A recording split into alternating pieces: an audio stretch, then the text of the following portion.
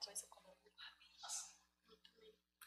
Olá, boa noite. Olá, boa Eu me chamo noite. Rafaela Paz e a gente está aqui hoje para apresentar mais um episódio do podcast do Centro Espírita Allan Kardec.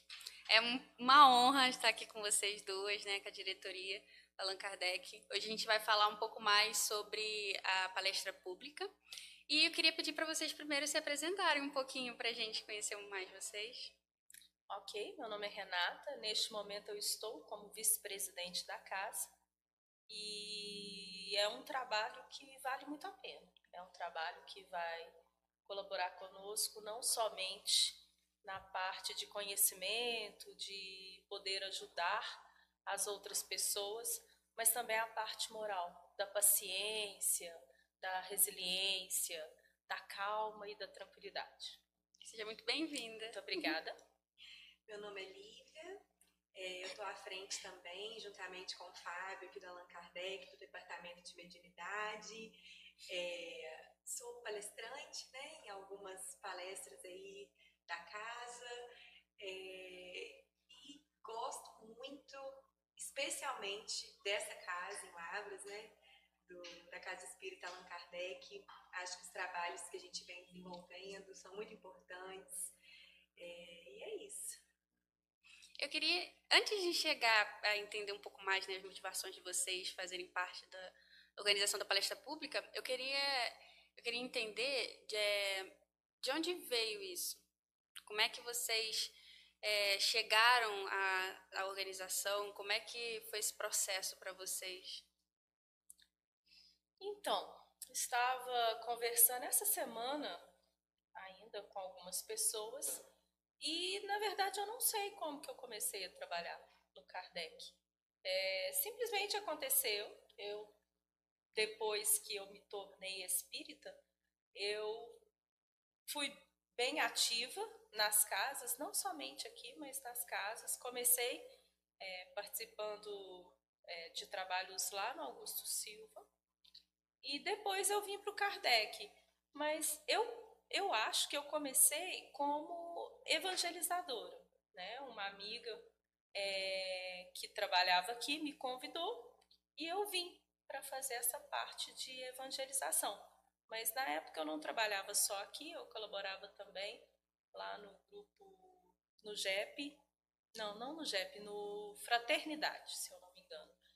E eu penso que foi dessa forma que eu cheguei para trabalhar aqui no Kardec, através da evangelização. Certo. E a senhora? Eu nasci em berço espírita.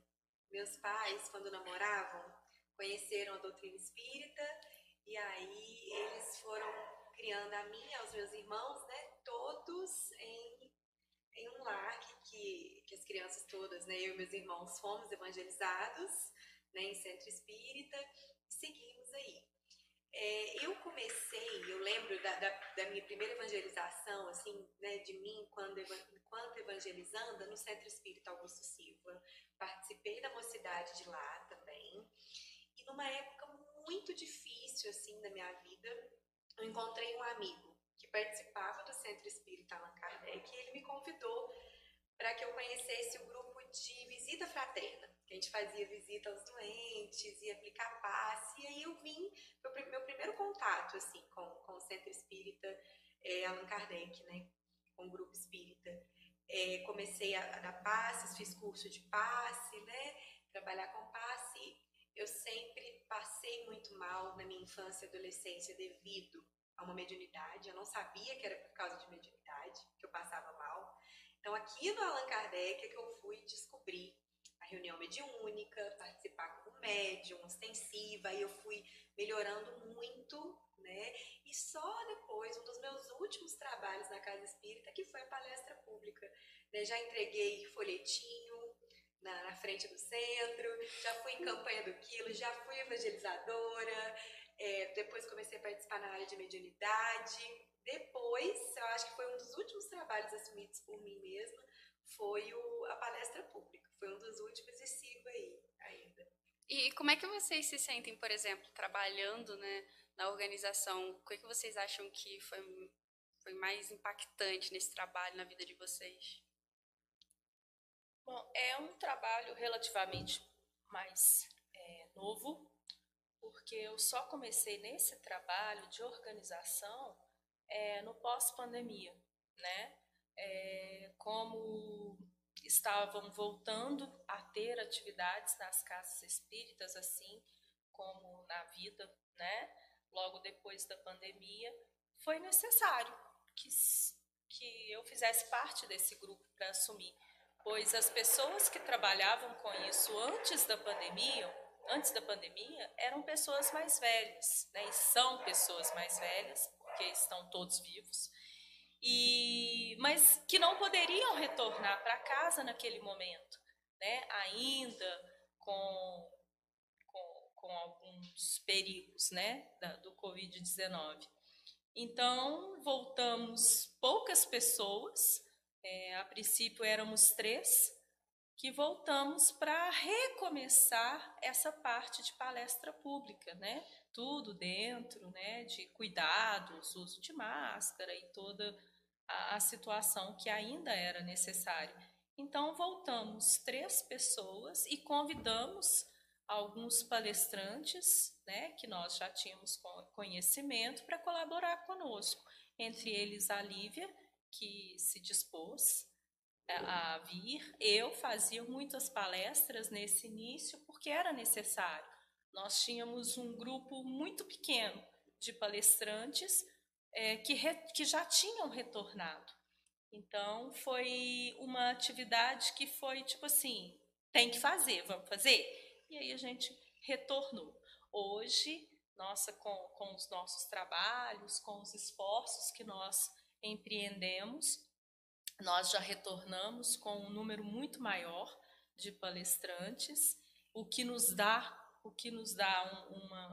uma folga e uma tranquilidade muito grande, né? Sim. Onde agora eu posso ficar mais nos bastidores, quando existe a necessidade, eu faço uma palestra. Mas hoje está mais tranquilo. Com certeza. Só um comentário, e quando a senhora fala sobre antes da pandemia e pós-pandemia, acho que gera até um impacto na gente, né? Porque parece que existe uma história antes da pandemia, existe a pandemia e o pós-pandemia. Sim. E acho que a espiritualidade é muito importante, né? Nesse antes e nesse depois, principalmente, e até no durante mesmo. Sim, e uma coisa que eu notei foi a diferença de público. O nosso público hoje, as pessoas que vêm para assistir às palestras, que participam das palestras, é um grupo bem diferente do que estava no Kardec antes da pandemia. Não é questão de melhor, pior, é questão de diferente. E a gente fica feliz das pessoas virem e quererem continuar participando e continuar vindo visitar o centro. Isso é muito bom. Isso o que é o fruto de um trabalho que começou lá em 2021. Certamente. E você, Lívia? Como é que sai para você? Então, eu não tenho um papel na palestra pública de organização, né? Eu não tenho esse papel definido no grupo espírita, né? O meu papel é de participar da palestra quando necessário, né?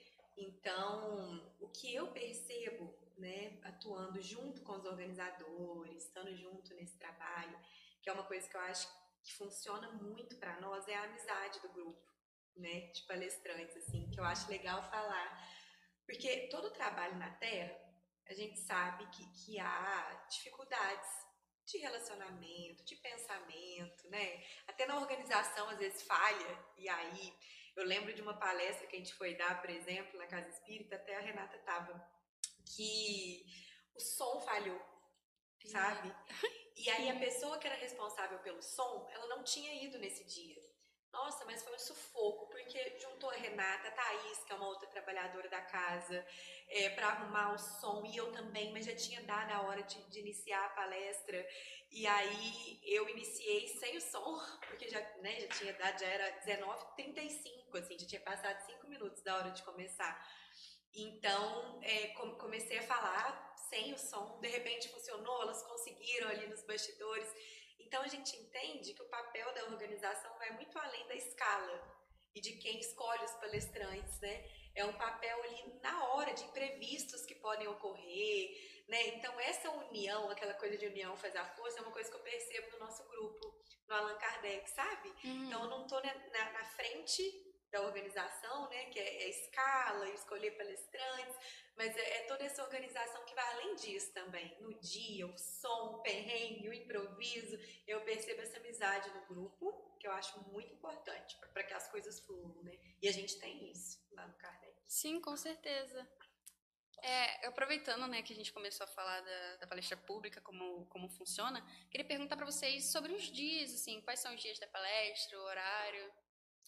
Nesse momento, nós temos palestra pública às quartas-feiras, às 19h30.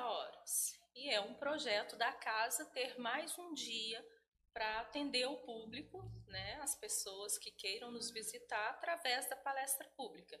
Aí isso está em fase de planejamento e já já a gente começa a executar. Perfeito. Eu queria direcionar também um pouco mais para como é que funciona se os pais querem vir na palestra pública e como é que faz com as crianças, né? Nas quartas-feiras agora, a gente está tendo a evangelização infantil, que é no mesmo horário da palestra pública, às 19h30, toda quarta-feira. Então, os pais que querem trazer as crianças, fiquem tranquilos, tragam, que dá tudo certo, porque a gente tem, no mesmo período da palestra, o período de evangelização infantil, na qual as crianças são liberadas primeiro para o passe, né? E depois o restante do pessoal que está na palestra.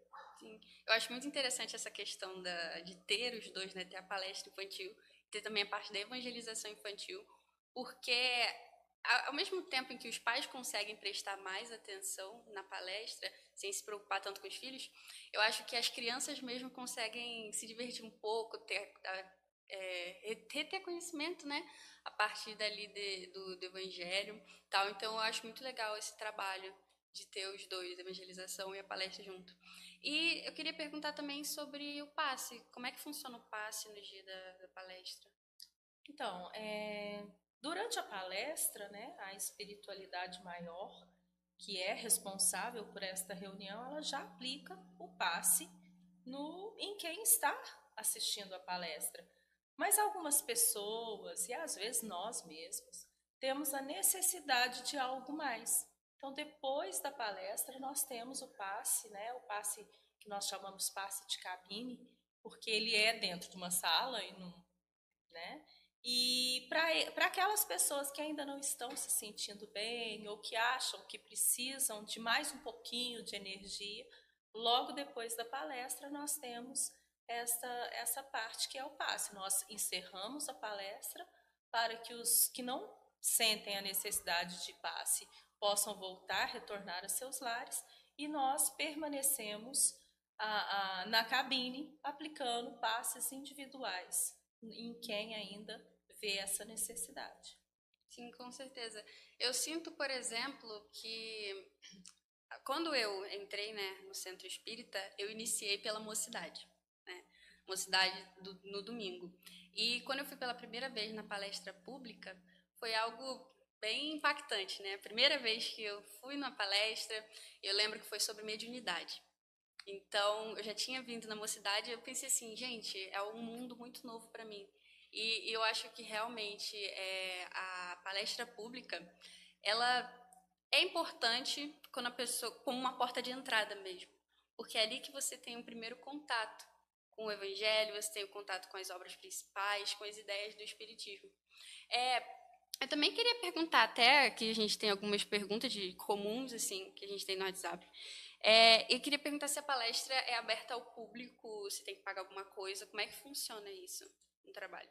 É aberta ao público, né? E não tem que pagar nada de maneira nenhuma, como qualquer trabalho da doutrina espírita, né? Que não é cobrado de forma alguma, palestra pública, evangelização, mediunidade. Desconfiem se dentro da doutrina espírita algum trabalho é cobrado, né? Porque não é o que a gente acredita. Então é gratuito, né? E aberto ao público, sim. Sim, com certeza. E tem que se inscrever também? Como é que funciona? Não. Não. só aparecer, né? E que sejam todos muito bem-vindos, aqueles que quiserem conhecer a nossa casa, mesmo que participe de alguma outra religião, mas que queira conhecer um pouco mais. Às vezes a gente tem muitas pessoas que confundem, né? Confundem o espiritismo com alguma religião que é de matriz africana. Nós temos muito essa confusão.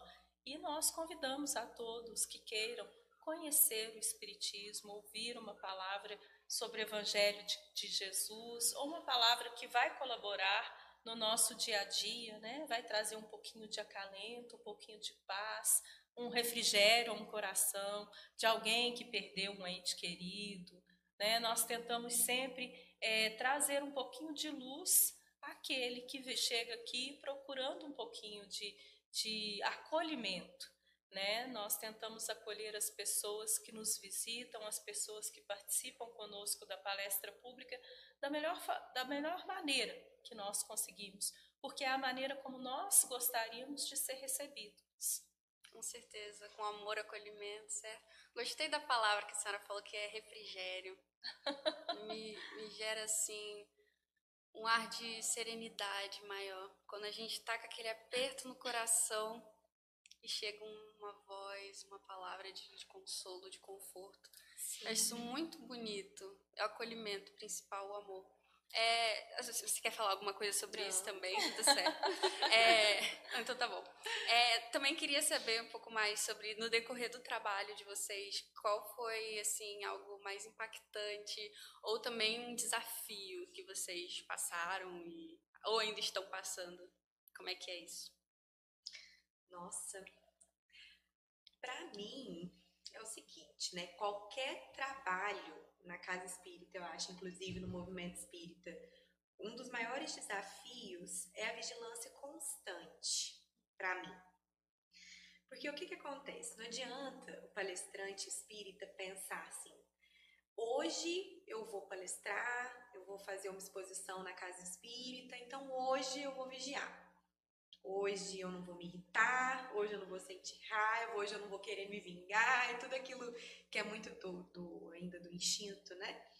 Da gente, que a gente precisa enquanto espírita, educar-se, né, no dia a dia. Não adianta a gente achar que isso é só no dia do trabalho que a gente executa na casa espírita. A casa espírita precisa ser uma extensão da nossa vida. Esse é o nosso objetivo enquanto espírita, né? E não desempenhar algo legal, bacana, um refrigério, acender uma luzinha na vida do outro, no coração do outro, só ali.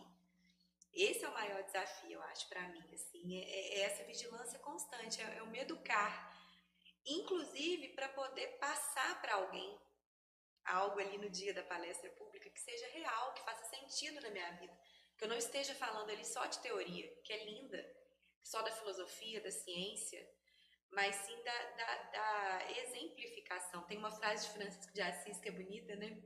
Pregue o evangelho. Se necessário, use palavras. Né? Então, eu acho que o meu maior desafio hoje é essa autoeducação, que precisa ser para além da casa espírita, né? Essa vigilância constante para no momento que eu tô ali, eu conseguir de fato falar o que eu já exemplifico, mas não é para ninguém, não, para mim mesma, assim, saber para mim, né, que eu tô fazendo o meu máximo, que o que eu tô falando ali primeiro é para mim e que eu tô tentando colocar isso em prática, né? O maior desafio. E um segundo, para mim, não sei se a Rê vai concordar comigo, na vida, assim, na vivência dela, mas é a questão de tudo que quer te atrapalhar e ser empecilho no dia do trabalho espírita. Então, assim, é como se tudo que acontecesse no dia do trabalho, da palestra ali, fosse para você não ir, para você se atrasar, para você se irritar, para você sair do prumo. Então, esse é um desafio grande também, apesar de tudo que vai acontecendo, e até a espiritualidade, às vezes, que não está tão interessada naquele trabalho bacana acontecendo, aquela luzinha que é acesa, eles aproveitam das nossas fragilidades para nos atrapalhar. Então, um outro desafio que eu acho é essa tensão, para que mesmo com tudo que pode te dispersar naquele dia, naquela semana, te tirar do eixo, você voltar para o seu centro e, não, deixa eu me equilibrar aqui, que é um trabalho muito importante. importante, né? São as provas e expiações, né? Nós ainda estamos no nosso planetinha azul, que ainda a matéria ela influencia muito as nossas vivências. Concordo plenamente com a Lívia, nem tenho o que acrescentar, só essa parte, que ainda estamos nesse mundo onde o mal ainda está sobrepujando o bem e que nós precisamos nos fortificarmos, nos policiarmos, é bem essa palavra, policiar mesmo, para que tudo que acontece no entorno não nos atinja com uma força maior do que a gente consegue suportar. A gente não vai conseguir a perfeição ainda, mas a gente vai batalhar por momentos melhores. E assim, o nosso trabalho também na casa espírita vai melhorando. Sim, eu até pensei quando você falou que começa na gente, eu pensei realmente, né, que haja mais amor a começar em mim, a começar dentro da gente, fazer com que o resto seja uma extensão, uma ramificação daquilo que já está no nosso coração, que já está dentro.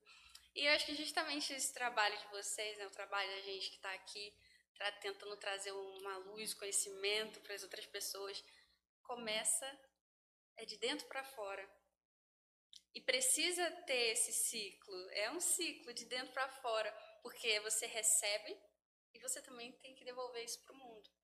Então eu vejo muito isso quando a gente fala de espiritualidade, a gente fala sobre o aprendizado, é você aprender para ensinar. Se você aprender e não ensinar, do que vale todo o teu conhecimento? E é algo que eu penso bastante, assim.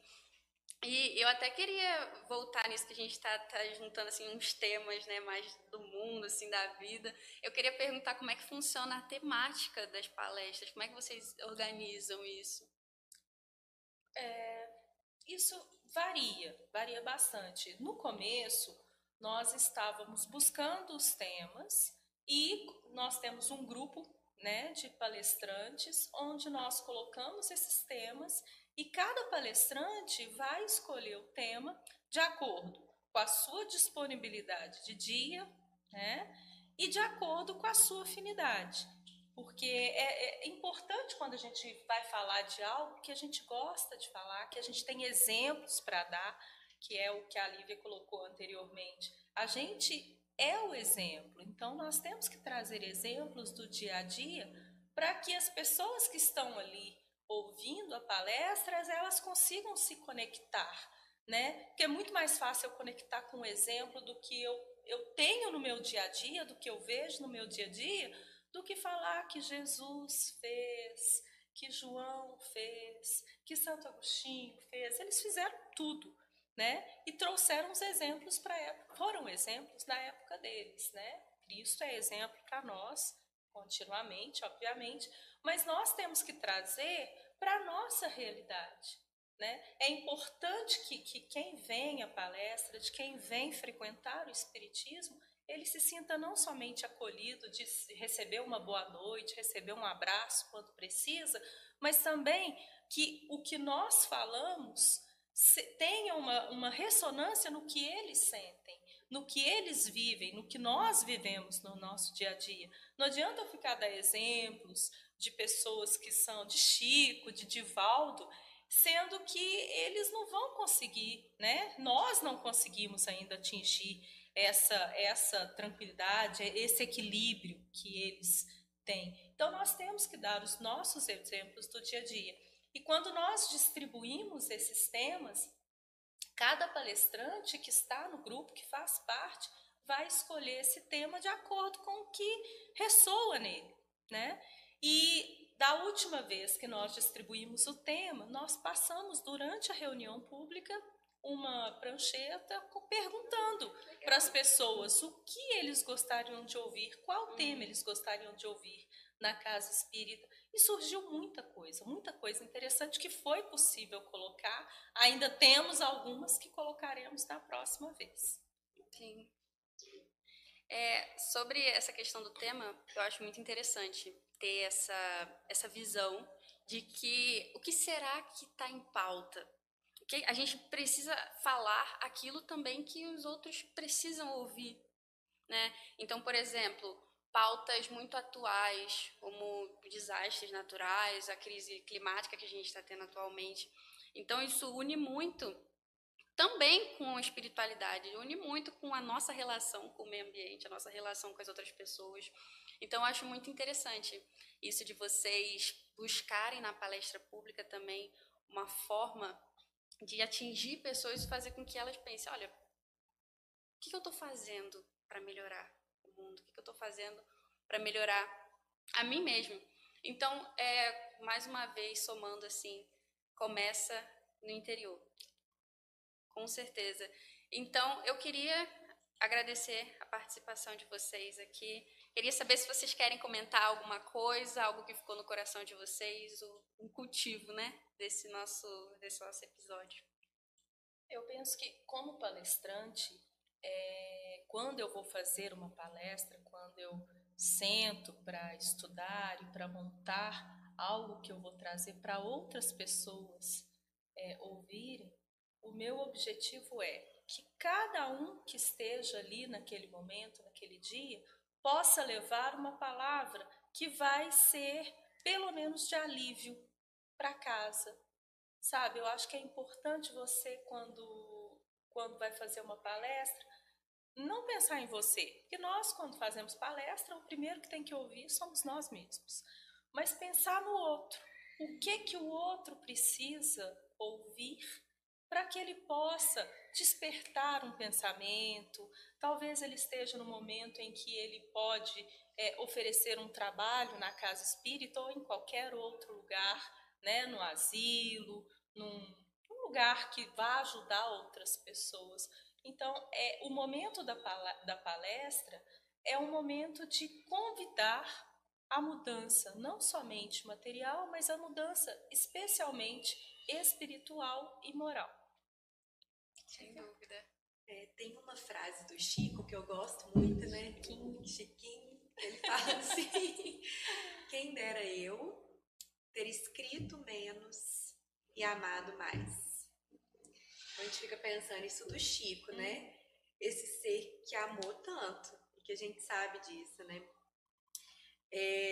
Acho que é não esquecer, né, na palestra pública, tanto quem vai assistir quanto quem está falando, essa troca tão gostosa que acontece, né?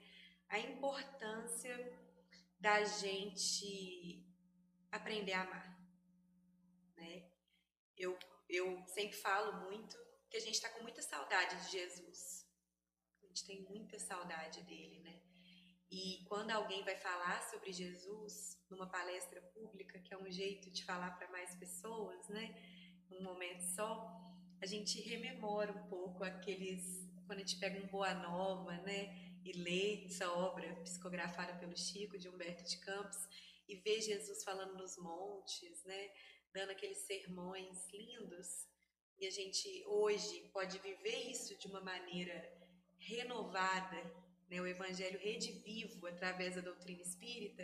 É muito linda essa oportunidade, tanto de falar quanto de ouvir, né? Então que a gente saiba que no fundo é tudo uma questão sempre sobre aprender a amar, né? No fim das contas. Nossa, com certeza.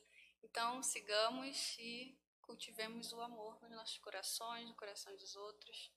Por onde passarmos, cultivemos sementes. Muito obrigada, foi um prazer. Prazer foi nosso. Nós que agradecemos.